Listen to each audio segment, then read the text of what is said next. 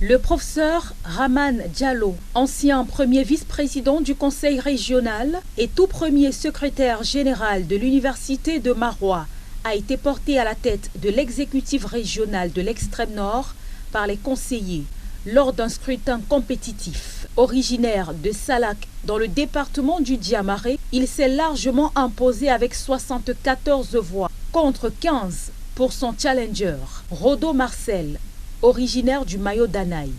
Le professeur d'université mise sur l'éducation. Depuis des années, quand on fait les classements dans les examens officiels, l'extrême nord est toujours dernière, comme dans d'autres domaines. Nous avons beaucoup mis, lors de la mandature passée, dans l'éducation. Bon, notre éducation ne concerne que le pan secondaire. L'éducation de base n'est pas à notre niveau, tout comme l'enseignement supérieur, ce n'est pas nous qui en occupons.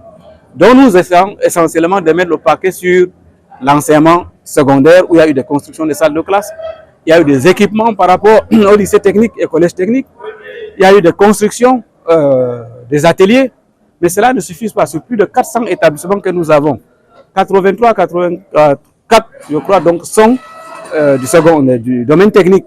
Le scrutin s'est déroulé en présence du mandataire du comité central du RDPC, le ministre Nganou Djoumessi, et du gouverneur de la région de l'extrême nord, Midiawa Bakari. Le gouverneur a félicité la nouvelle équipe et a surtout invité celle-ci à faire de la décentralisation un véritable levier de développement pour les populations de l'extrême nord.